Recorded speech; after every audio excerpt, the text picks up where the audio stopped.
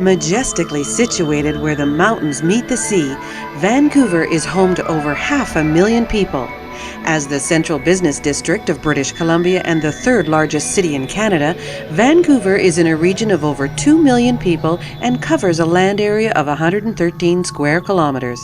With its rich diversity and urban splendor, Vancouver may just be coming of age as a city, but its history spans far back in time.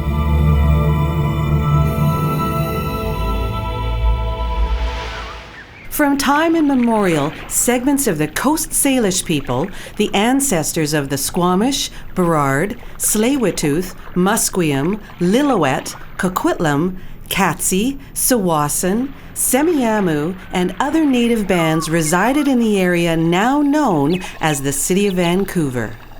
They settled along the Fraser River, Burrard Inlet, and English Bay, where a rich source of salmon, lush forest, wildlife, and seafood provided abundant West Coast living. European explorers didn't arrive in the area until the late 1700s. Britain and Spain were in a race to claim the northwest coast and its potential trade routes. In 1778, Britain's Captain James Cook set foot on Nootka Sound on western Vancouver Island, but didn't reach the mainland. In 1791, José María Narváez of Spain became the first European to reach this region. In 1792, British Captain George Vancouver explored and mapped the Pacific Northwest coast. He entered Burrard Inlet and named many local sites. The British and Spanish explorers maintained a friendly relationship, but eventually Spain withdrew from further exploration of the region. When the city was named, it was Captain Vancouver who was recognized. Fur trading posts were established inland during the 1800s, but it wasn't until gold was discovered on the Fraser River in 1858 that settlement really took off. By the 1860s, lumber mills were sprouting up along the shorelines, bringing with them more settlers and businesses. The first saloon was built on Burrard Inlet by riverboat captain John Gassy Jack Dayton.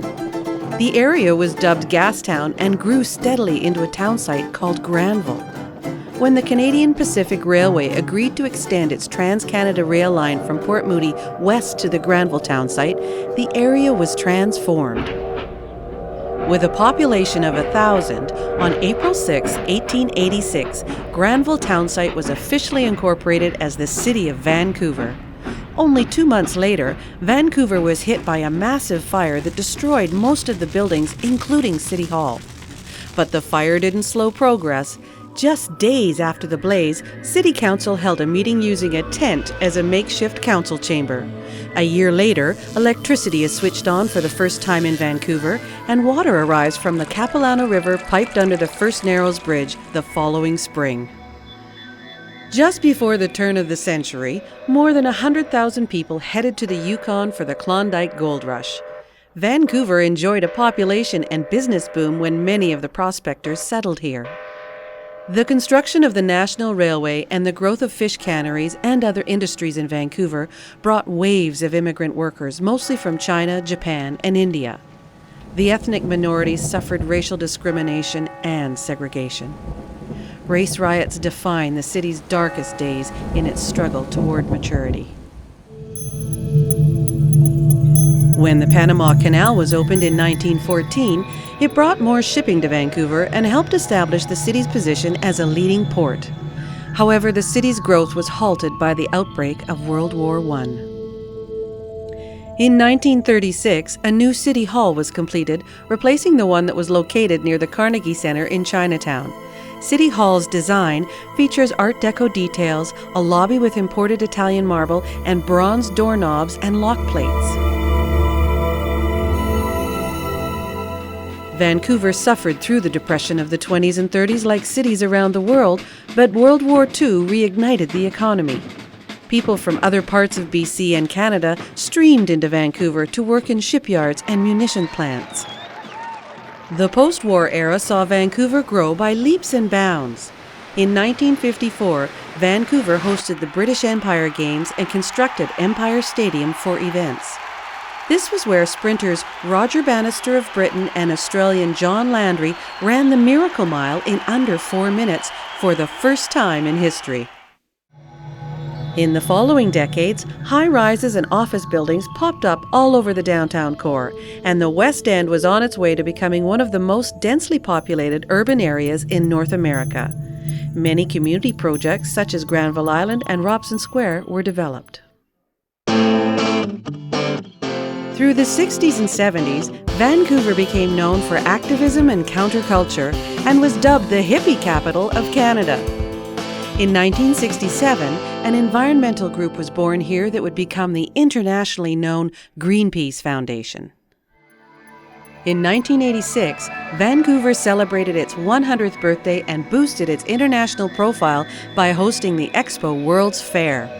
Along with Expo came new construction as Vancouver added BC Place Stadium, Science World, the Vancouver Convention and Exhibition Centre, and the SkyTrain system to its landscape. The immigration that built the city has continued steadily and made Vancouver a vibrant, multicultural family of communities. More than 1/3 of residents speak a language other than English. Made up of 23 diverse neighborhoods and governed by the mayor and 10 councillors elected at large every 4 years, Vancouver is also the only city in Canada to have an elected board of parks and recreation.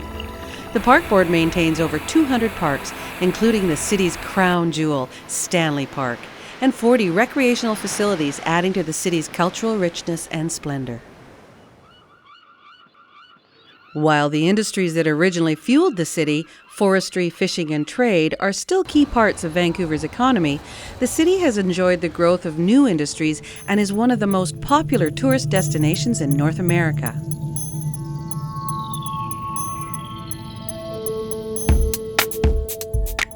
Vancouver has blossomed into a city of parks and glass towers and neighborhoods adorned with greenways and winding seawalls where people live, work, and play nearby.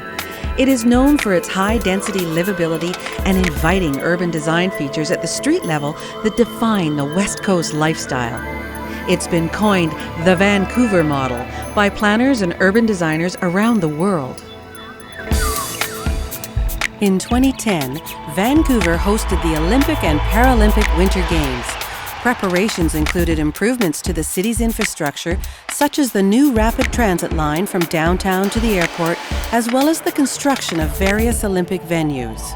The 2010 Games celebration brought international attention to Vancouver, billions in economic benefits, and invigorated a heightened sense of pride residents have in their city and in the privilege of being a Canadian citizen. The Games infused lasting physical, social, economic, and environmental legacies that will help Vancouver continue to be one of the most spectacular places in the world to live. As we look to the future, we've come to realize how important it is to be a sustainable city. Vancouver has set an ambitious goal to become the greenest city in the world by 2020, to ensure a healthy, natural, and built environment for generations to come. We're integrating sustainability into all aspects of the city's operations and development, with goals to reduce vehicle traffic and plan primarily for walking, cycling, and transit use. We're incorporating new green technology in office buildings and housing, and creating a green economy. As we move through the second decade of the 21st century, Vancouver is the city it was always meant to be: dynamic and vibrant, welcoming to people from around the world, purposefully sustainable, and naturally beautiful.